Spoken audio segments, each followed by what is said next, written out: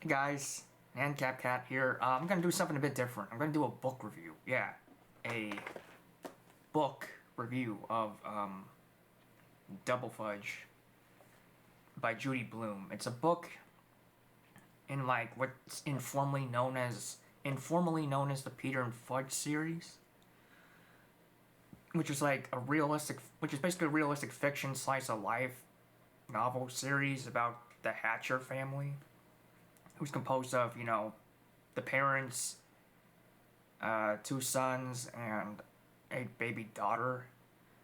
The oldest son's name is Peter Hatcher. Sorry, my fucking throat. The second oldest son is nicknamed Fudge Hatcher or Fairy Drexel Hatcher if you want to get like the formal name. The third and youngest child is Tootsie. That's like her nickname. Or I think that might be her formal name. Anyway, it's been a while since I read the book. You have the book up here if I want to show you something. It's kind of small. About, what's going on. And I also have the book, I also have the book right here so I can look into it to see if anything in it's going on.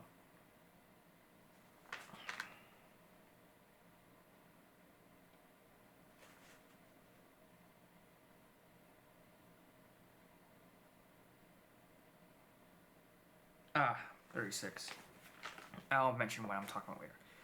So, the basic premise of the Peter and Fudge series is basically, the Hatcher family, their family, and they're kind of dysfunctional. Hang on, let me turn on the damn light.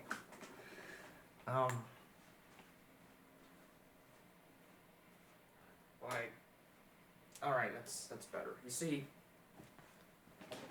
probably should have paused a bit there, but whatever. You see, the family's a bit dysfunctional. Like, the parents kind of annoy Peter.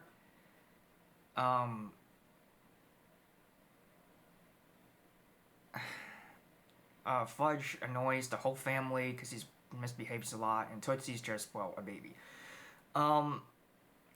Oh yeah, I need to give a bit more description of the characters. Peter, he's basically as the book series often, like, describes him as like a naive 12-year-old. He's like basically supposed to be the straight man of the family, straight character, whatever, as in straight, as in reasonable, level-headed. Fudge is supposed to be the misbehaving toddler kid character who's very adventurous, very rambunctious, very outgoing and reckless and shit, Touchy's just supposed to be the baby who doesn't do much because she's, well, a baby. Peter's mom's supposed to be like a housewife, and his dad's supposed to be like a advertising director or whatever. I should probably read the book a bit more again to really be able to describe better, since, well, I'm reviewing the book. Spoilers ahead. But anyways, what this particular entry in the series is about it's about. I'm looking back. Basically, Fudge, he's obsessed with money, right? He somehow inexplicably gets an obsession with money. He wants a lot of it. He wants to buy a lot of stuff with it. He just wants it. And to go by the description on the back of the book, here, money. Fudge is obsessed with money. He's going to be a miser for Halloween and has made plans to buy the entire world, or at least Toys R Us. Okay, that's pretty funny. But life gets really crazy when Fudge and his older brother, Peter, run into their long-lost relatives, the Howie Hatchers. Now they have to deal with annoying twin cousins and a weird younger cousin, coincidentally named Fairy Drexel Hatcher, just like Fudge. The names aren't the only similarity, and before long, Mini Fudge is causing just as much trouble as Fudge always has. Okay, there you go, that's the description of the book. So yeah, basically, Fudge, the second youngest son, the troublemaker, he inexplicably gets an obsession with money, and he wants, as I said, he wants to earn a lot of it, or he wants to at least have a lot of it, and he wants to buy a lot of stuff. He wants to be rich. He wants to be a miser, basically. A miser is supposed to be a person that's like really obsessed with their money and really selfish about it, greedy or whatever. It's not an actual occupation. He kind of thinks it is. I guess you could think of it as Fudge just wants to be a rich guy. So I'm gonna be clearing my throat for a lot of video. Ragweed might be high where I am. I don't know. It sucks, but whatever. On a field trip to like Washington D.C., the Hatchers, as in the Peter's family, meet the Howie Hatchers. They're some long-lost relatives. They have 2 twin daughters and a youngest son, mom and dad. They're a bit extra or something else.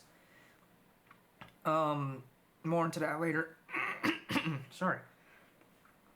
Throat's giving me a lot of shit today about a damn mucus production. Anyways. Do I like the book? Not really. No. I used to have a respect for it when I was younger. In fact, I used to have more of a respect for the series overall when I was younger. The series is like 5 books. It's like, I forget what they were all called. It's like, the first book is called Tales of Fourth Grade Nothing. The second is called like Super Fudge. The third is like called Shield the Great.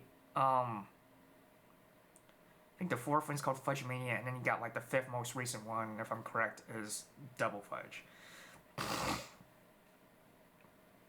So the series as a whole is about Peter's misadventures of his family, basically. Slice of life, realistic fiction, that kind of thing. One important thing you should know about the books is they take place in the year they're made. Keep that in mind. Each book tends to take place a year after the previous book. Again, keep that in mind. So, the books take place the year they were made or published or released or whatever, and they each take place like a year after each other. Okay, so what? Well, you see, the thing is, the books were written far apart from each other. Like, Tales of a Fourth Grade Nothing, that was written sometime in the 70s. And like Fudge Mania and Super Fudge, they were like written in the 80s, or Shield the Great was written in like the 80s or something. And Double Fudge was written like way back in 2002. Well, considerably more recently than the other books.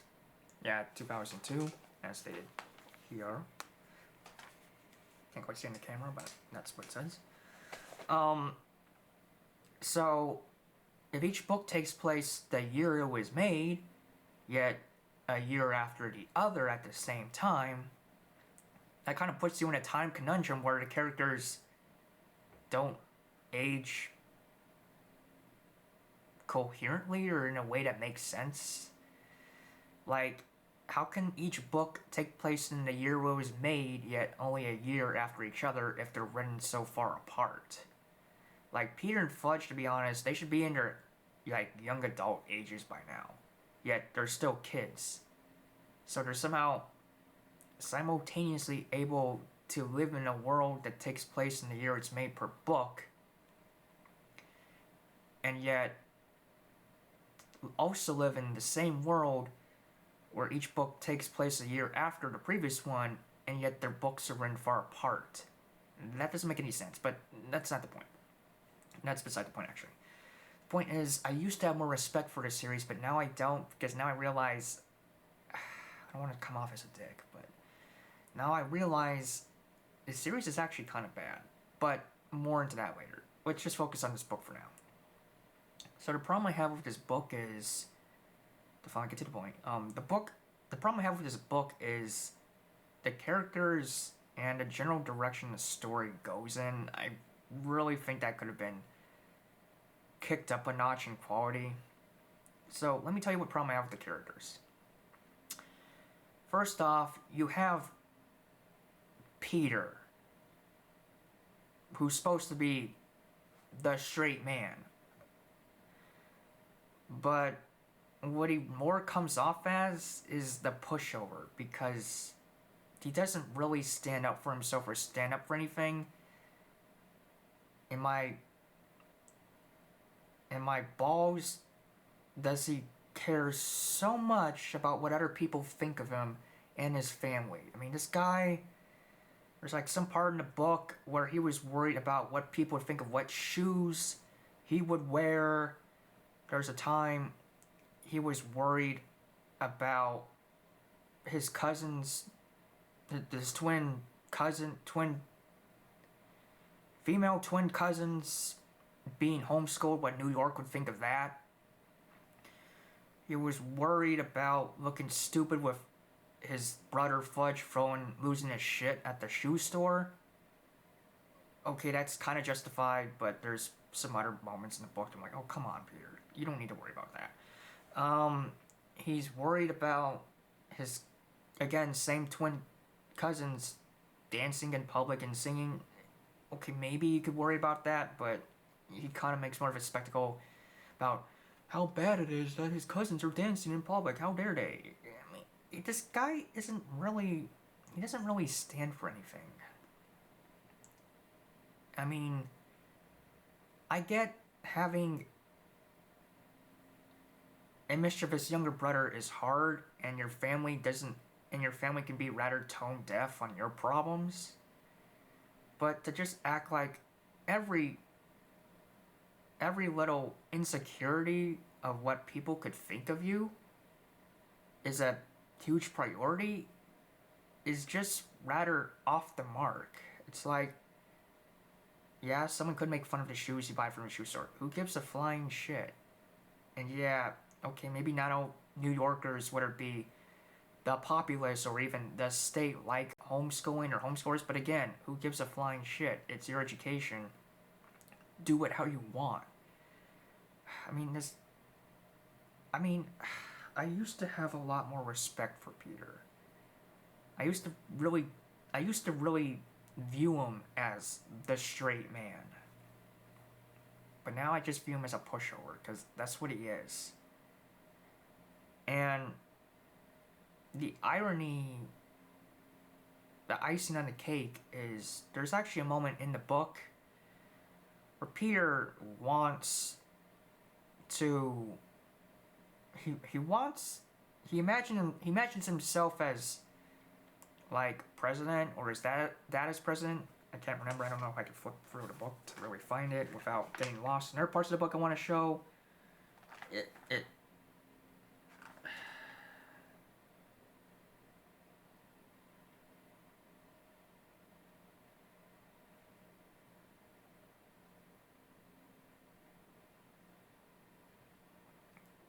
Okay, fuck it. Peter even said in his imagination, when Peter speaks, young Americans listen. Hello? You're the guy that worries what people think about him all the damn time. How could you imagine people listening to you and you having charisma if you feel the exact opposite about yourself and feel people feel the exact opposite of yourself? It's like, Peter, level with me here. Get over yourself. If you have low self-esteem, you shouldn't be acting like you have charisma, you have riz. That's not compatible. To have charisma, to have riz, to have badassery and influence and all that shit, you need to have faith in yourself. You need to have trust in yourself. You need to find yourself good or great, even to some stinking degree. Otherwise, you're chasing a fantasy that's just incompatible with your current personality, your current self. So why in balls this guy thinks that people would find him rizzy, despite the fact that he worries what they think, is kind of beyond me. And Peter doesn't really stand up for himself, obviously. Okay. Like, he has a dog named Turtle. I forgot to mention that. He has a dog named Turtle. Why would you name a dog Turtle? Why? Okay, I think that's kind of cringy, but there's a pretty big reason why, a good reason even. I just don't quite fly with the name or roll with the name, but who cares? Um, he named his dog Turtle because a couple years ago, when the first book takes place, a couple books back, he had an actual pet turtle named Dribble. That turtle met an unfortunate end due to his brother, Fudge, swallowing the poor fucker. Fudge ended up, digesting Dribble, and Fudge ended up having to take medication to make sure he doesn't get sick from swallowing Dribble. And Dribble ends up coming out the other end dead. Dead. He's dead. So, that sucked ass. But at least somewhere down the line, Peter managed to get a dog who he named Turtle. And in honor of his late turtle, Dribble. Okay? There's this woman that lives in the apartment Peter lives in. Yeah, his family lives in an apartment. I forgot to mention that too. What else am I gonna forget to mention about this book? Peter... She kind of gives him a hard time for naming his dog Turtle. She kind of throws shade at him, but gives him a hard time. And Peter doesn't do anything to shut her down. Now, don't get me wrong, I don't agree with naming animals after other animals, even if they are named in honor of past animals that died. I feel like that's kind of silly, but it's your choice, and I can see the rationale behind it, so why doesn't he tell Olivia Osterman, that's the woman, to, drop it? I mean, he doesn't have to tell her to, straight up shut up, but can he just tell her to drop it? I mean, it's his dog. If he wants to name it Turtle, that's his damn right. Stop giving the man a hard time for what he names a dog. I mean, I don't think it's reasonable, but none of my business. Theoretical lies, since these are fictional characters we're talking about. He kind of lets people kind of throw shade at him, and I don't like that about Peter. He should at least try to stand up for himself. He should at least try to say, hey, look, this is the way I roll. You're not going to stop me from rolling that way. With the dog, and he has a friend named Jimmy Fargo that likes to poke him in the belly to say gotcha every now and then. He doesn't really put a cap on that either. Yeah, okay.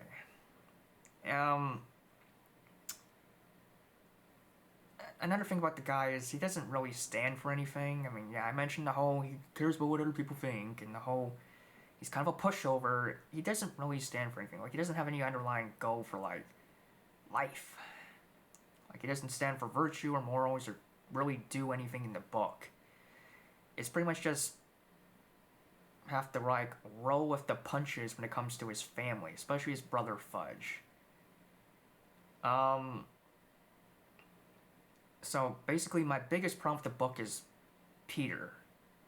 He's supposed to be the straight man of the book, yet he kind of falls short of a lot of stuff. Fudge, I'm actually okay with, sort of. He's very rambunctious, he's throw tantrums, he's very undiplomatic, but he's actually kind of cool and entertaining to listen to, unlike Peter. He doesn't quite super stand up for anything either, but I guess that can be an excuse because he's a kid, or he's a reckless kid, or he's here to just kind of be a chaotic neutral. Peter has so much more potential, but he just wastes it by worrying about what other people think, as I said for a billionth time, and just not really stand for anything, and being a pushover.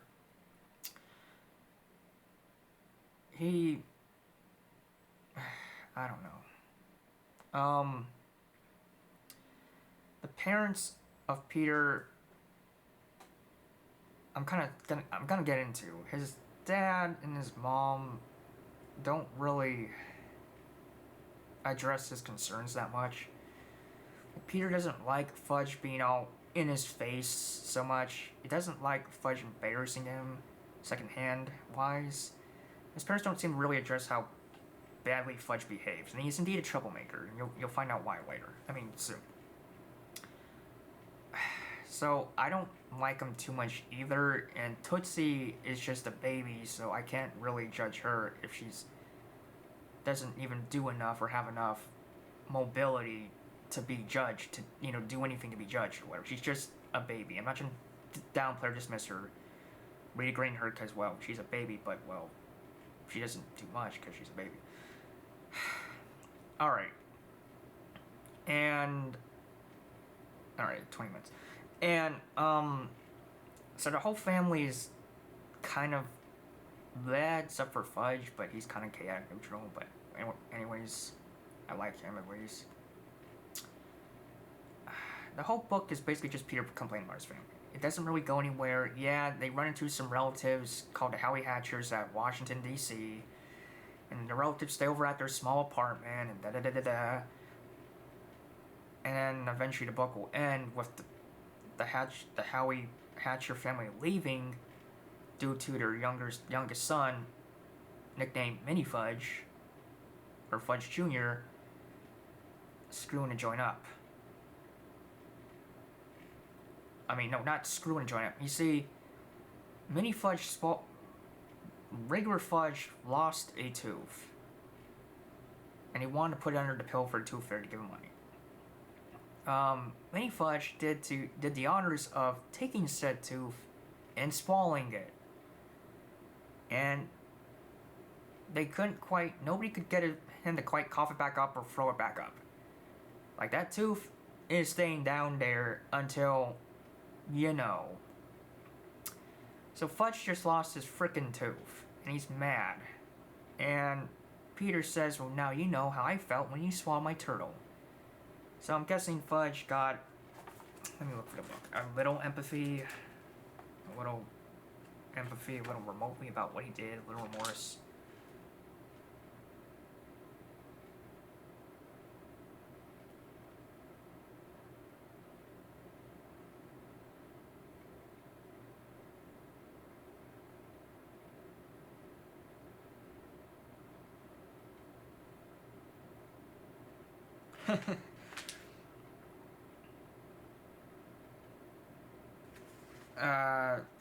Okay. So the book basically ends. I mean, Peter has a little talk with Fudge about being a little dick about swallowing his turtle, a big dick. Fudge says, did you hate me, Pete? He says, yeah, I did. Was I a disaster? Yeah, you were. Fudge adds, but I'm not anymore, right? I didn't say anything. You're really glad I'm your little brother now. I'm the best little brother you ever had, right? I still didn't say anything. So, basically, Fudge doesn't quite apologize for what he did, but he does definitely want to be on good terms with Peter. So at least there's that, because he didn't really give a shit about how he hurt Peter, but he at least wants to be on good terms, so I guess that counts for something. Though, if you don't feel remorse for what you did to someone, wanting to be on good terms can be really shallow. I mean, it actually is, but yeah. So, Fudge basically writes a note to the Tooth Fairy here, and I can even show you exactly what the hell I'm talking about over here. We can skip over to like page 140. Oop, well, we can go back from page 140 a bit. Okay, that's...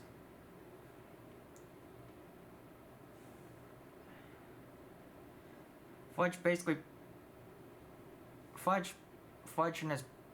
and their parents basically wrote a letter to the Tooth Fairy explaining the situation that, yeah, he did indeed have a tooth that he lost, but their cousin swallowed it, so now he just has to have, like, a note as a placeholder for his said tooth.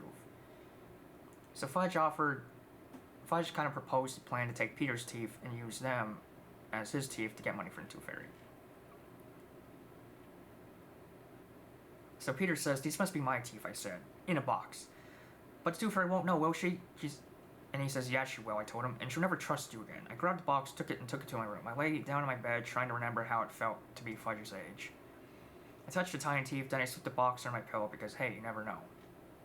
Okay, so that's how the book ends. And here's, like, a little preview for for the next book, the first book in the series. Okay, let me just... I'm sorry I'm going over the place reviewing this book. I'm not very good at reviews, but let me just, go back to my face. OBS Studio.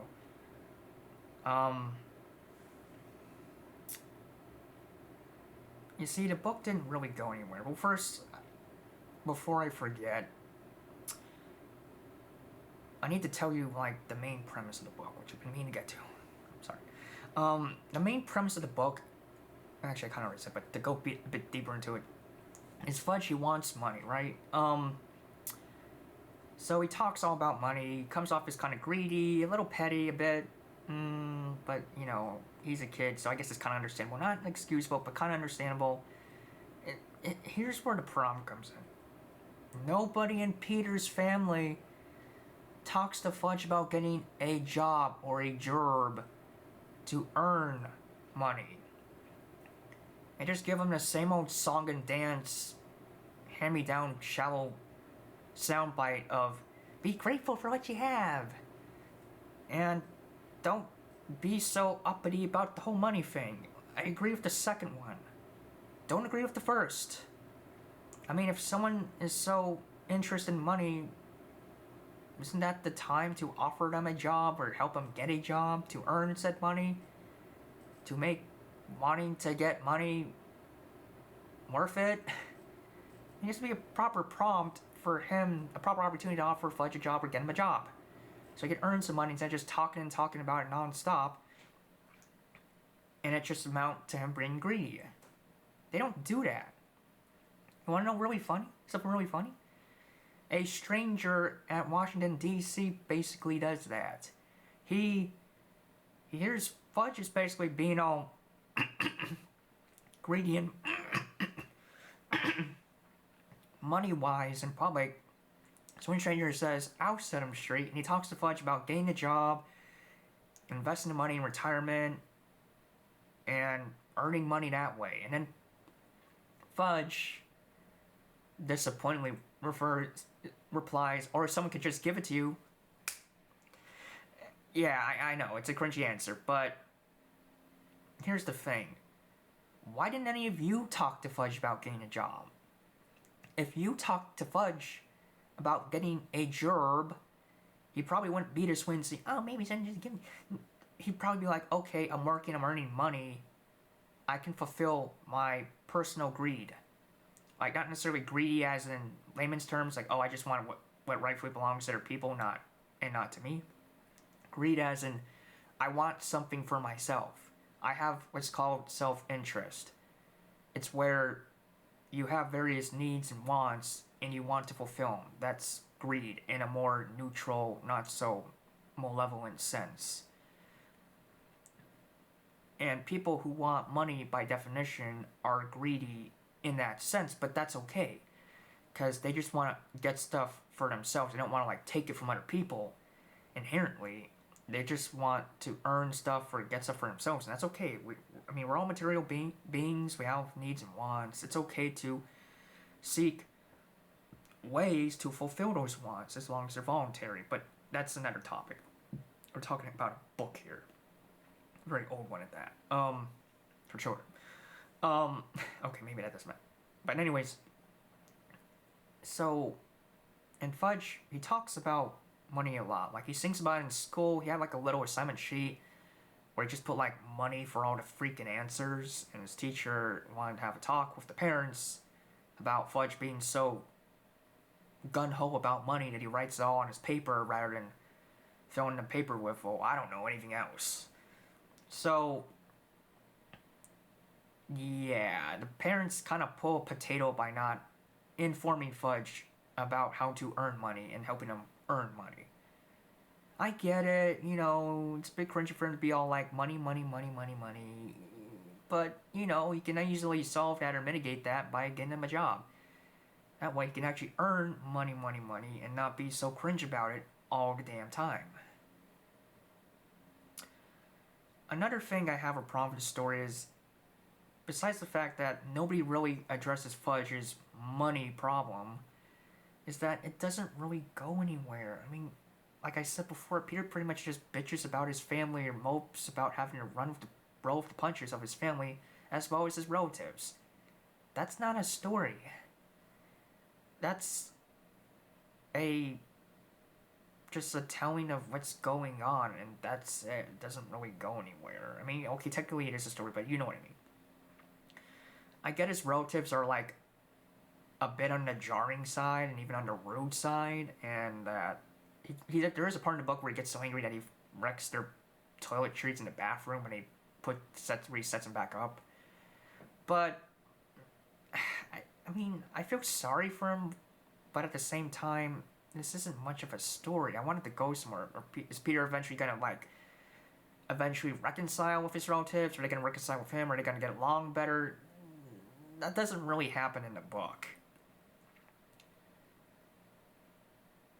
So, and they just leave in a hurry because Fudge starts losing his shit because his cousin, Fudge Jr., Mini Fudge, whatever, swallowed his tooth. And they just leave like, okay, they're all like, I'm head out, or we're head out. So they do head out. Yeah, it's not much of a story. So, you have Fudge's money prom not being addressed. You have the story not really amounting to anything. And I guess you have characters making questionable decisions all the way around. Actually, getting back to the job thing, there is this one little thing that Fudge actually suggested himself.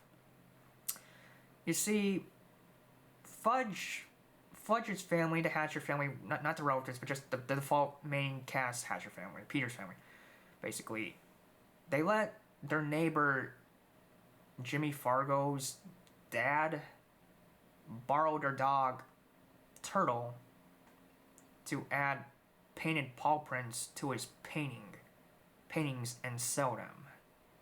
Like, Jimmy's dad is an artist, right? So he paints pictures. He decides to be cool. It adds to the pizzazz of the picture to have their dog, the Hatcher family's dog, run on them with painted paw prints, and then he sells the picture with the finished touches of the dog's paw prints. Okay, so he's using our dog to make money, right? Well, Fudge gets the idea, why don't we just use our dog for ourselves to run paintings to make money? And Peter, utterly shoots down the idea. And then Fudge is like, well, why can't we do that? And Peter's like, well, what can I say? That's just the way it is. Well, here's the thing, Peter. You're letting a friend, or at least the father of a friend, Jimmy Fargo, Jimmy Fargo's dad, borrow your dog to add the finishing touches on his paintings to sell for him to earn money for himself. Do you not realize that if he's using your dog to make money for himself, you could easily use the dog for yourself to make money for yourself? I mean, he's making money off of your dog. Why can't you do the same? And he doesn't even, and the kicker is, the icing on the top of the cake is he doesn't even offer any real compensation for him borrowing your dog. Like, a percentage of the profits, since it's their dog, he's borrowing to finish up his paints for him to sell to make money. He offers them one of the paintings for free. That's it. No money, no compensation, no cut of the profits, just a painting. Yeah. So based on the fact he's using their dog, or I guess you could say any dog, to make money, just a dog, period, why couldn't they do the same? I mean, maybe you could argue, oh, well, do they have the artistic skill to make the base painting, the base piece, before adding on the paw prints? Because you do have to consider Jimmy Fargo's dad paints on these pictures first before he has the dog add the paw prints. The paw prints are just the finishing touch. The base painting is, well, the main work, the main content. So you could argue, unless they're able to have a base painting, a decently looking base painting, as well as the dog's paw prints, they can't really make money off of this stuff. But here's the thing, the way Peter just shot down the idea was just really thoughtless. I mean, if someone's making money off of your dog, you can make money off of your dog. I mean, okay, maybe you don't have the artistic talent to make full-fledged paintings, main base painting content with the finishing touches of the dog's painted paw prints, but isn't it definitely in the theoretical to be able to do that? I mean, it is, yet he doesn't even acknowledge it. Cognitive dissonance, people. Anyways, let me tell you a bit of these relatives, the Howie Hatchers. The people that the Hatcher family, the base Hatcher family, the regular default Hatcher family, find kind of jarring. Well, the main guy, I guess you could say, of the family is the dad, Howie Hatcher, and he's a bit something else. One, he's a bit patronizing to Peter's dad. He says his dad is fat. He doesn't like his dad's job. He's a bit... He kind of talks down to people. I mean, he wants better for them, but it's in a really patronizing slant, so he's not exactly that pleasant around. He's kind of like... He's also kind of like a soccer dad. Like, what does that mean? Well, you heard the term soccer mom, right? Like a mom that's all strict with her kids. I mean, well, in terms of literal terms, it refers to a soccer mom, a mom that takes her kids soccer practice. But in terms of figurative speech, basically means a mom that's extra strict with her kids. Like, don't play those violent video games. You can't play those. They're violent. They'll make you violent. And other social justice warrior-esque stuff, or social justice warrior stuff. He doesn't let his kids watch TV or eat a whole lot of candy and some other strict shit. He's kind of like, that stuff is bad for you. Oh, so I don't think he allows his kids to go trick-or-treating in the book. So, yeah. His wife... What's his wife's name? I'd have to go back to the book. There's a lot in the book to kind of unpack.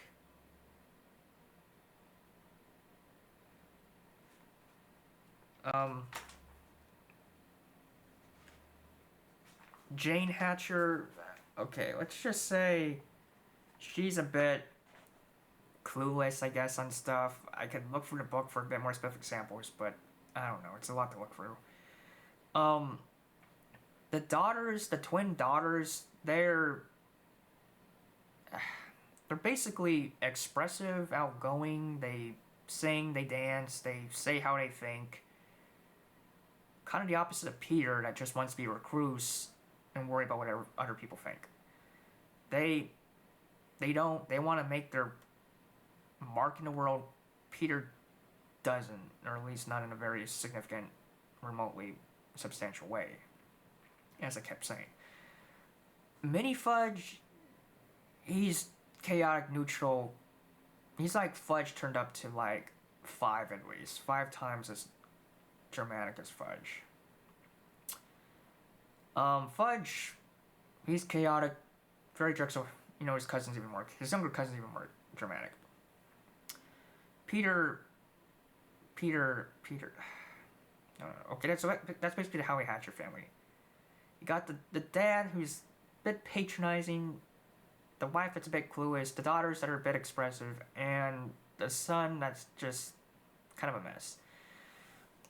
Remember that tantrum I mentioned earlier that Fudge got into at the shoe store? Well, here's the thing. He wanted to buy certain shoes at the shoe store or something, but his mom didn't want to buy them for him. So that's when he loses his shit and starts throwing shoes everywhere. And the shoe store salesman and his mom are chasing him down, trying to restrain him.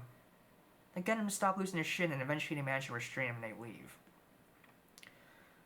So Peter didn't want to really be a part of that, so I guess it's understandable for him to walk away, but I don't know. He just seems to just worry so damn much about what people think of him. It's just so frustrating. I don't like the shoe salesman, to be honest, because Fudge offered to pay for the shoes with play money, right? Fudge is trying to get his grind on, I guess, to buying stuff, but since his absent-minded family won't tell him about getting a job, he's kind of aimlessly doing this and that, like offering play money to buy shoes. The shoe salesman said to the mom, Peter and Fudge's mom, Howie's, I forget what the shoe store was called. Anyways, he basically said the shoe store only accepts valid credit cards and cash. What a condescending shit. Okay, here's why that's condescending. It's like, she knows this store doesn't accept fucking play money for buying the damn shoes. She knows that. That's just what her silly dilly son suggested, okay? Don't try and pin this ignorance on the parents and act like, and insult their intelligence and act like they don't know they have to pay Rio's monies for shoes. They know that, okay? I mean, if you want to tell the kid, we only accept the real money credit card type crap, okay, sure, but don't tell the parents that. I mean, come on, that's just patronizing. So, people in the book can be rather patronizing. Like, Olivia Osterman, she gives Peter flack for naming his dog Turtle. The shoe store salesman talks to Peter's and Fudge's mom as if she don't get how money work. There's this Fudge loses a shoe on the subway. The book takes place in New York, by the way, and they often ride the subway. And they come to a transit cop to help get the shoe back, and she's pretty freaking callous. Her name is Sue, by the way. The characters in the book, they just don't feel right, to be honest. And, Peter, to make matters worse on his character, sometimes he says things out of line. Like, if we go to page 36 in the book, come on. Flip forward faster than that. Fudge basically talks about some teachers he met on his new year of school. He says, my library helper comes in 2 times every week, Fudge said. He's 17. Next year he's going to college. You know what his name is? Jonathan Girdle. He says, I laughed and said, you probably got that wrong, turkey brain. The fuck, bruh? All Fudge said was the name of his library helper, and you throw shade or shit, and I'm like, he said the dumbest possible shit. That's on you, Peter. That's on you, because, one, it's not...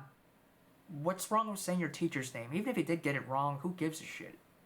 He's just mentioning a name. He's not saying something out of pocket. He's just mentioning, well, his library helper's name. For you to say, you probably got that wrong, turkey brain, is just ass-level shit. I mean, Peter, you see, here's the problem with him, as if there isn't enough. He only gets uppity when it doesn't count.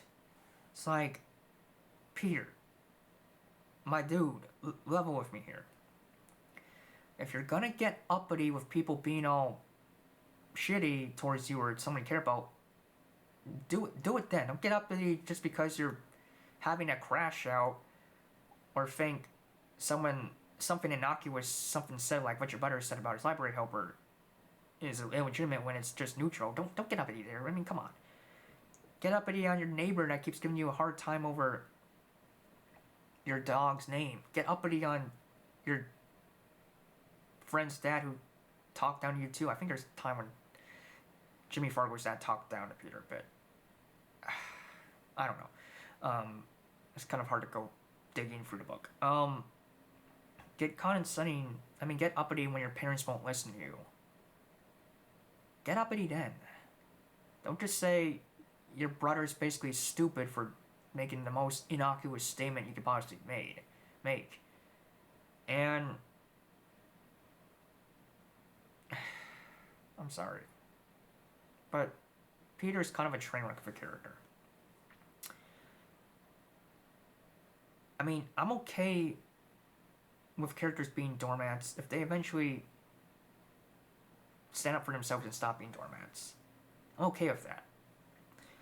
Or at least they try. What I'm not okay with is characters being doormats and just staying doormats like Peter does. He's not a stand-up guy. Sorry I keep repeating myself. But if he's just gonna let people talk down to him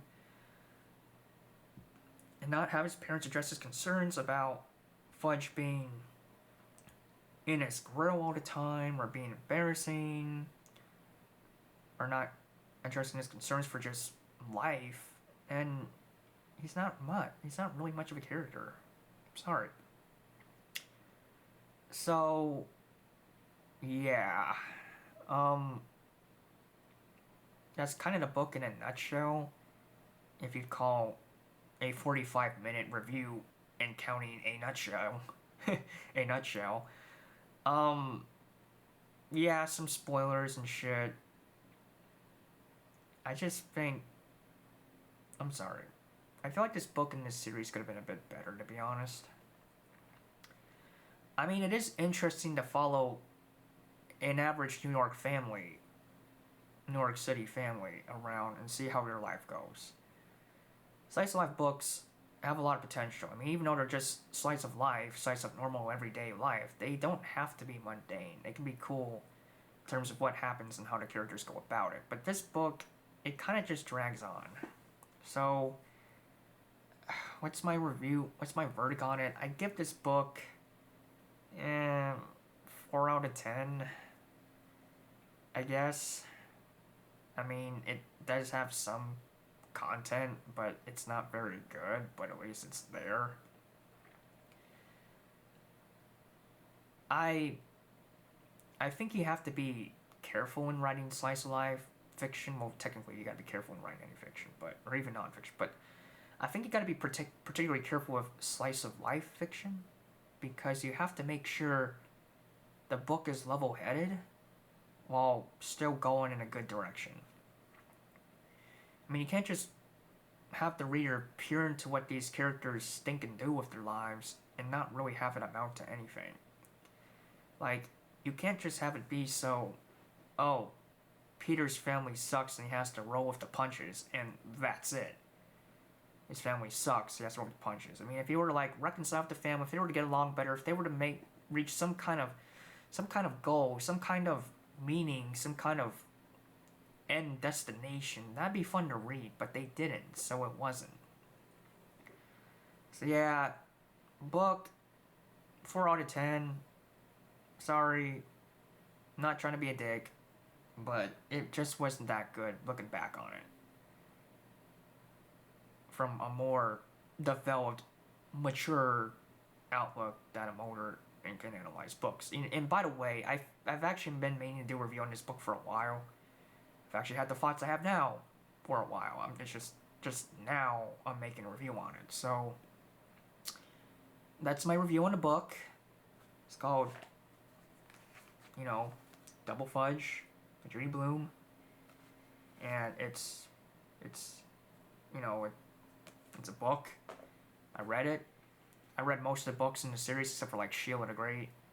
But I heard that's not a really important book because it focuses on Sheila, who's Peter's neighbor, who kind of gives him some shade too. I kind of wish he'd stand up more to her too, as well as her step parents or whatever. Her's not that important, but I just think this series had so much more potential. It just kind of just drags on. I'm sorry. So that's my thoughts on the series as a whole, as well as just this one book. This is the latest book in the series. This is the latest book in the series. And maybe I can turn off this window capture since I'm not really exactly showing much of it. So my feelings on the book are, it wasn't as good as it could have been. The series wasn't as good as it could have been. Could have had more potential. So, yeah. Hold on. So I guess that's that. If you want to read the book, as always, it's your choice. You might get more enjoyment out of it, but just realize you could be walking through some disappointment, as I just extrapolated as well as I could. So, yeah, it's a bit of a disappointing read, but if you like it, kudos. I would just recommend reading this book with low expectations because I personally didn't like it. So, yeah. Alright. So, vamos. This is Nancap Cat. Done reviewing this book. Vamos.